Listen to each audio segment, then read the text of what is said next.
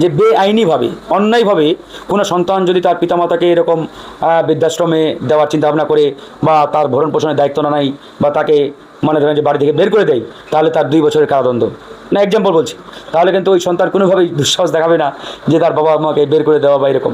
তো এরকম আসলে কার্যকর কোনো পদক্ষেপ নিয়ম নীতি বাংলাদেশে নেই। আপনারা এটাকে কিভাবে দেখবেন, বৃদ্ধাশ্রম বন্ধের আন্দোলন? বৃদ্ধাশ্রম বন্ধের আন্দোলনটাকে আসলেই আমরা একদিকে সঠিকভাবে দেখি।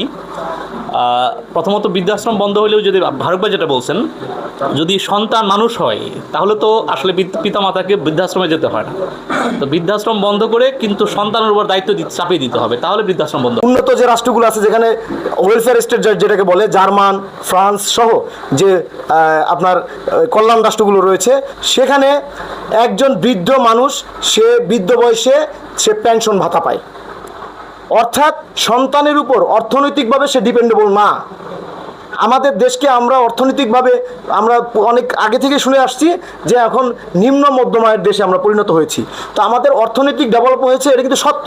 না হলে এই 16 বছরে 18 লক্ষ কোটি টাকা বিদেশে পাচার করা যেত না।